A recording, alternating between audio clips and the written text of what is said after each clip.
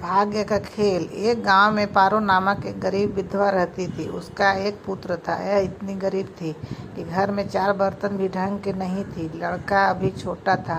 पारो ने बड़े व्यापार उसका नाम नसीब सिंह रखा था, मगर वह इतना बदनसीब था कि उसके पैदा होने के कुछ समय बाद एक बीमारी से उसके पिता का मृत्यु हो गई। पारो घरों में चौका बर्तन आदि करके उसके पाल रही थी। उसे पक्का विश्वास था कि नसीब सिंह बड़ा होकर उसके सारे संकट दूर कर देगा और उसका बुढ़ापा चैन से गुजरेगा। इसी आस में रात दिन मेहनत करके वह अपने बेटे की पाल रही थी। नसीब सिंह था तो छोटा, किंतु समझदार बहुत था। संयम और धीरज की उसमें कमी नहीं थी। किसी भी बात को गहराई तक जानने की उसमें प्रबल उत्सुकता रहती थी। एक दिन उसने अपनी माँ से पूछा, माँ, हम इतने गरीब क्यों हैं? यह सब तो ईश्वर की मर्जी है। बेटे दुखी स्वर में पारो ने कहा, सब नसीब की बात है। मगर नसीब सिंह इस उत्तर पाकर संतुष्ट नहीं हुआ। वो बोला, ईश्वर की ऐसी मर्जी क्यों है? बेटा, यह तो ईश्वर के जाने। अगर ईश्वर ही जाने तो ठीक है, मैं ईश्वर से भी पूछूंगा कि हम इतने गरीब क्यों हैं। बताओ माँ, बताओ कि ईश्वर कहाँ मिलेगा। पारो तो ऐसे ही परेशान रहती थी, अतः उसकी बातें से उकताकर उसने कह दिया, वह जंगलों में रहता है, लेकिन तुम वहाँ न जाना। लेकिन नरसिंह सिंह ने दिल ही दिल में उसी क्षण इरादा बना लिया कि वह ईश्वर को ढूंढेगा और पूछेगा कि आखिर हम इतने गरीब क्यों हैं। एक दिन वह जंगल की ओर चल दिया। जंगल घना और भयानक था। चलते चलते नसीब सिंह बुरी तरह थक गया, मगर भगवान की परछाई भी उसे दिखाई नहीं दी। अतः वह थक हार कर पत्थर की एक शिला पर जा बैठा और सोचने लगा कि भगवान तो यहाँ कहीं नहीं है। आखिर गरीबी दूर कैसे हो। तभी संजोग बस मृत्यु लोक का भ्रमण करते करते शिव पार्वती उधर ही आ निकले। उन्होंने बच्चे को वहाँ बैठे देखा तो उन्हें बड़ा आश्चर्य हुआ कि यह अबोध बालक इस बीहड़ जंगल में बैठा क्या कर रहा है। भगवान शिव से ने बालक से पूछा, तुम कौन हो बालक, और इस जंगल में बैठे क्या कर रहे हो? मैं ईश्वर को ढूंढ रहा हूँ। ईश्वर को पार्वती चौकी और पूछा, मगर क्यों? ईश्वर से तुम्हें क्या काम है? मैं उनसे पूछना चाहता हूँ कि हम इतने गरीब क्यों हैं। दूसरों की तरह हम पर भी भाग्य की कृपा क्यों नहीं है? क्या निर्भीक सिंह ने निर्भीकता से उत्तर दिया। माँ पार्वती और भगवान शिव उस बच्चे का साहस देखकर बहुत प्रसन्न हुए। माँ पार्वती तो करुणा की सागर है। उन्हें उस बच्चे पर बड़ी दया आई और भगवान शिव से मुखातिब होकर बोली, प्रभु, इस बालक का कुछ कीजिए। हम कुछ नहीं कर सकते पार्वती, क्योंकि इसके भाग्य में ही सब लिखा है। भाग्य देवता के लेख के अनुसार इसे ऐसा ही जीवन भोगना है। नहीं नहीं स्वामी, आपको कुछ करना ही होगा। माँ पार्वती हठ करने लगी। जिद न करो पार्वती, यदि हम उसे कुछ दे भी देंगे तो वह इसके पास नहीं रुकेगा। इसे वैसा ही जीवन जीने दो जैसा भाग्य देव चाहते हैं। नहीं प्रभु, इसकी गरीबी दूर करने के लिए आपको इस पर कृपा करनी होगी। जब माँ पार्वती जिद करने लगी तो भगवान भोले शंकर ने बच्चे को एक हार दे दिया। हार पाकर नसीब सिंह बहुत प्रसन्न हुआ और खुशी खुशी अपने घर को चल दिया। माँ पार्वती संतुष्ट थी कि उन्होंने एक अबोध बालक की मदद की और अब उसके दिन सुख से कटेंगे। लेकिन त्रिकालदर्शी भोले बाबा जानते थे कि यह हार उसके पास रहेगा ही नहीं। चलते चलते नसीब सिंह के पेट में अचानक दर्द उठा और वह शौच के लिए इधर उधर देखने लगा।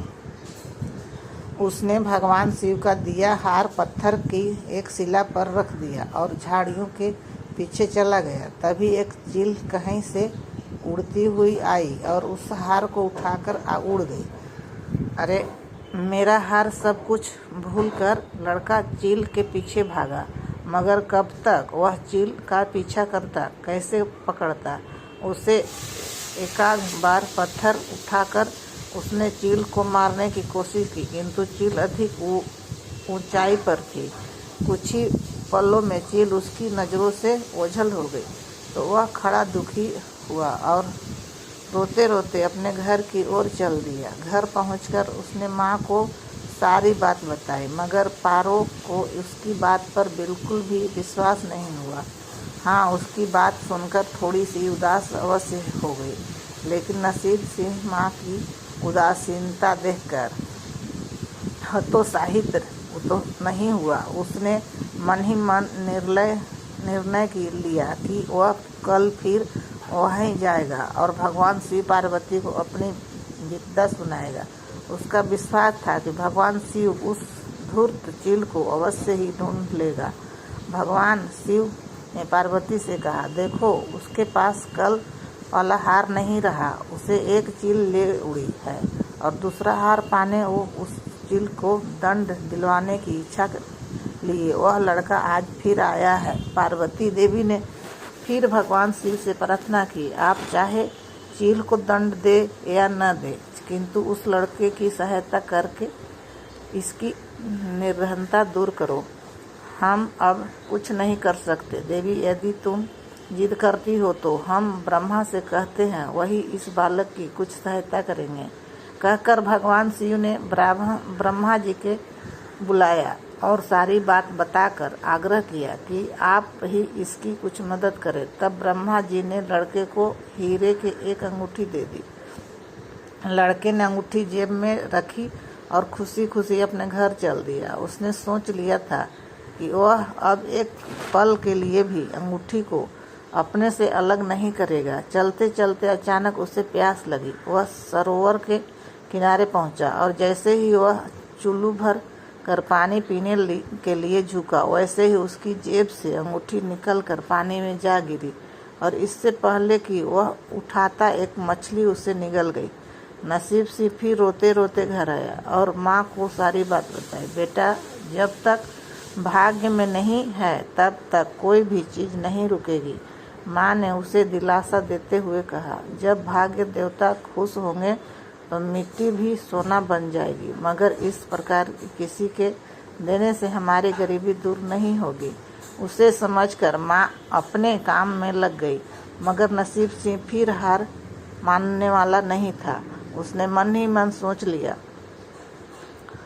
लिया कि वह कल फिर जाएगा। तीसरे दिन वह फिर पहुंचा। शिव और पार्वती उसका यह साहस देखकर बहुत खुश हुए। शिव जी ने इस बार ब्रह्मा जी के पास जाकर बात की, वह लड़का तो वह बड़ा साहसी है, इसका कुछ उद्धार किया जाना चाहिए। तब ब्रह्मा जी ने सलाह दी कि हमें भगवान श्री हरि के पास जाना चाहिए, वही उसका कोई हल बताएंगे। अतः वह श्री हरि के पास जा पहुँचे। पूरी बात सुनकर भगवान विष्णु ने नसीब सिंह को कुछ हीरे दिए। हीरे पाकर वह बहुत खुश हुआ और इस बार बिना कहीं रुके उसने सीधे अपने घर जाने का निश्चय किया, क्योंकि 2 बार उसकी चीज़ें खो गई थी। जब वह घर पहुंचा, माँ घर पर नहीं थी। अतः नसीब सिंह ने हीरे एक लोटे में रखकर कोने में छिपा दिए और माँ को ढूंढने निकल पड़ा। वह मन ही मन सोचने लगा कि अब माँ को किसी के घर काम करने की क्या आवश्यकता है, अब तो वह भी अमीर बन गया। उधर पीछे से चोर उसके घर में घुसे और जो भी सामान हाथ लगा लेकर भाग निकले। उस सामान में लोटा भी था जिसमें हीरे रखे थे। जब वह माँ के साथ वापस आया तो देखा कि हीरे गायब थे। इतना ही नहीं, घर का दूसरा सामान भी गायब था। अब तो उसकी माँ को बहुत गुस्सा आया। वह बोली, क्यों मुझे नई नई कहानियाँ सुनाकर पागल बनाता जा रहा है? सारा दिन आवारा की तरह इधर उधर भटकता रहता है और शाम को पिटाई के डर से कोई नई कहानी सुना देता है। माँ की डांट सुनकर लड़का रोने लगा। वह तो केवल वही जानता था कि जो कुछ भी उसने बताया था वह सत्य था। डांट खाकर लड़के की हिम्मत और बढ़ गई और अगले दिन वह फिर उसी स्थान पर जा पहुंचा। भगवान भोले शंकर सोचने लगे कि इस पर इतनी मुसीबतें पड़ी लेकिन इसने हिम्मत नहीं हारी। इससे वह बहुत प्रसन्न हुए और भाग्य देवी के पास जाकर बोले, यह लड़का बहुत ही साहसी, हिम्मती और धीरज वाला है। ऐसा व्यक्ति अभागा नहीं हो सकता, इसे कुछ दे दो। आज्ञा पाकर भाग्य की देवी ने नसीब सिंह को सोने का एक सिक्का दिया। सिक्का लेकर नसीब सिंह खुशी खुशी अपने घर को चल दिया। जब उसने घर जाकर वह सिक्का पानी अपनी माँ को दे दिया तो उसकी माँ बहुत खुश हुई। अब क्योंकि उन पर भाग्य देवी की कृपा हो गई थी, अतः सारे काम ही अपने आप शुभ होने लगे।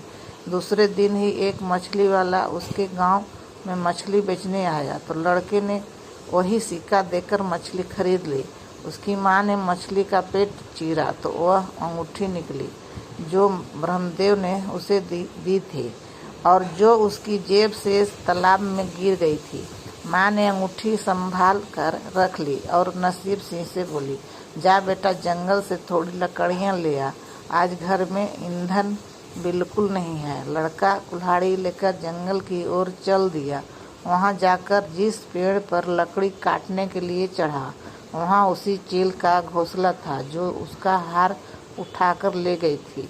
लड़के ने देखा कि चील कहीं आसपास नहीं थी। नसीब सिंह ने अपना हार उठा लिया और जो भी थोड़ी बहुत लकड़ियाँ पेड़ में आसपास पड़ी थी वही उठाकर घर की ओर चल दिया। माँ हार पाकर बहुत खुश हुई। अब तो देखते ही देखते उनके दिन बदल गए। घर में किसी चीज़ का अभाव नहीं रहा। फिर ईश्वर की कुछ ऐसी करनी हुई कि जो चोर उसके घर से हीरे चुरा कर ले गए थे, उन्हें सपने में महादेव ने चेतावनी दी कि जो हीरे उस लड़के के घर से चुरा कर लाए थे वे तुरंत वापस कर दो, वरना तुम्हारा सर्वनाश कर दूंगा। चोर उसी दिन हीरे उसके घर पर दे गए और अपनी गलती के लिए माफ़ी भी मांगा। इस प्रकार उस अभागे का भाग्य चमक उठा। अब उसके घर में किसी चीज़ की कमी नहीं थी और उनकी गरीबी सदा के लिए समाप्त हो गई। हर हर महादेव। अगर वीडियो पसंद आई हो तो हमारे चैनल को सब्सक्राइब कर दीजिएगा और वीडियो को लाइक भी कर दीजिएगा। हमारी यही कामना है कि आप और आपके परिवार वाले हमेशा सुखी रहें। धन्यवाद। हर हर महादेव।